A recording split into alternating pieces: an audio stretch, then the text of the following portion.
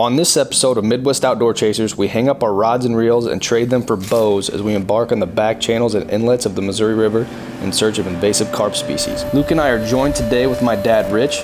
With over 20 years experience bow fishing these waters, he's taught me everything I know over the last decade of chasing carp.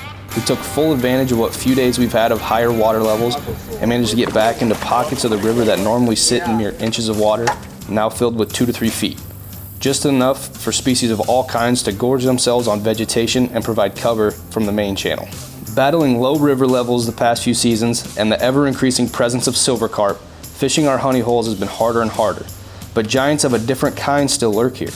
And as rains from the north fill the waterways, we find ourselves crisscrossing the ever-ending maze that is the Missouri River in hopes of connecting arrow with fish. We are a group of guys from the heartland pursuing our passion in nature. We don't do it because it's easy, and we don't do it because it's comfortable. We do it because something deep within us calls us to connect with our roots, step into the circle of life, and to push ourselves to our limits. It's not just the hunt, it's the experience, and it's what makes us who we are. We are the Midwest Outdoor Chasers.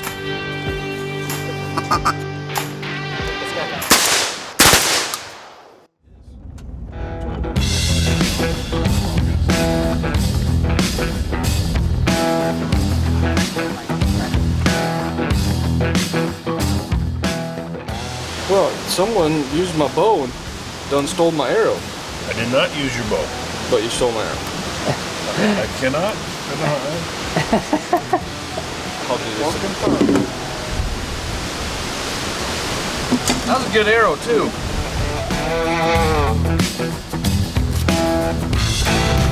You got good glasses today, Luke? Yep. Okay. Polarized. That's the key. You gotta have good lenses. Buddy bought, what kind were them on? Wiley X's. Oh yeah. $200 glasses. I'm using $5 glasses. I thought I could see fish, and Joe was like, "See that one? No. See that one? No. See that one?" I couldn't see nothing compared to what he was seeing. They make a hell of a difference. Yes. 9 days.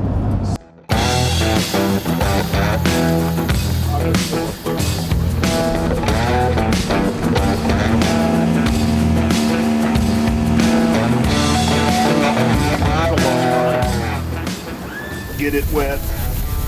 Fill your bottle up with some juice. Gotta flip my damn arrow. On the very backside right there. So you hold your handle on the bow and then you pull that, and that's what reels it in.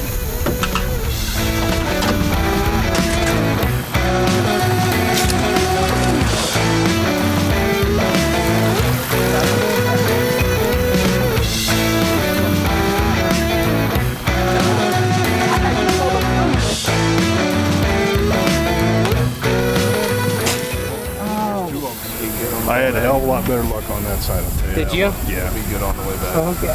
Because that's where, well, the last few times we've been here, that's where the shit line's been. Yeah. Oh, I didn't see him. Usually in the spring. Yeah, normally if you can catch the spawn of most of the species, it's a lot better shooting. But they spawn at different times now. I think we hit the grass carp spawn in like mid-June. I think we came out for Father's Day. Big heads is the kind of the prize. They get the biggest, and they're in schools. So you got a chance to get doubles and multiples.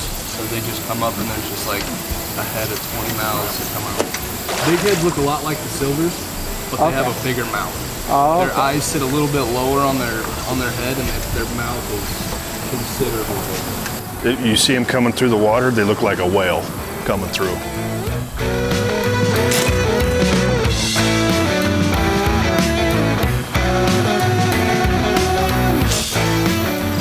As long as I've been bow fishing, missing shots is still an ever-present part of the game. Learning how to gauge depth and distance, along with discerning what is fish or what is log, takes a keen eye and a ton of practice. If you're a good shot during bow season, don't expect that to translate over as well as you think. Looking straight down the arrow at a target that's no more than 8 inches round from 20 feet or more is a challenge more than you'd think. But missing shots keeps the drive alive. It humbles even the best and gives newbies something to strive for. We all start somewhere. I started with milk jugs thrown in the yard and stood on a chair to give me the effect of standing on a platform.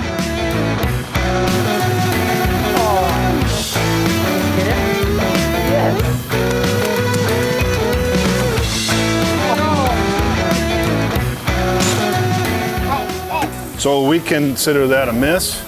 No. That's a miss. When they aren't in the boat, that's a miss.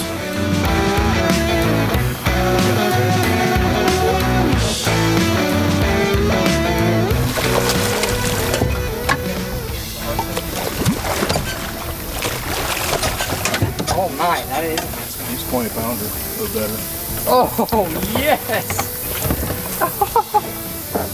Yeah, he's definitely, I think probably 20. He didn't look that big. 22, 24, somewhere in there. The scale's right behind you.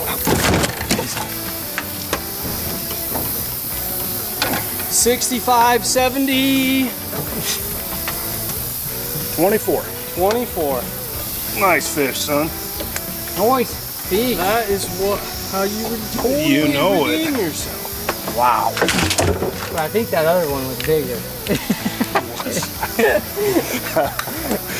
You're learning, Luke. Yeah, you've been hanging out with him too much. See him? He's coming. Oh, I got one. Yeah, you did. Awesome. Did you get? Oh, he's you don't have him. I'm through. So I'm through. He's okay. You're- He's last. Okay, Nice fish. that is a nice one.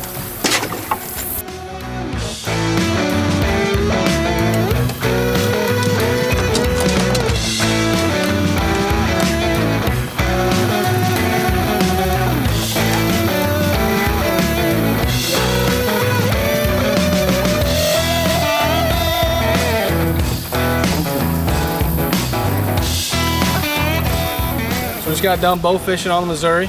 I'm not going to tell you where because it's our honey hole now. I shot the biggest fish I've ever shot in my life, so it's been a pretty decent day. What was it, 24? 24 pounder. 24 pounder. Be on the lookout. We shot another grass carp that we're going to be doing a primal plate episode on. So make sure you check that out. We're going to cook it up kind of maybe a couple different ways to see how it'll taste.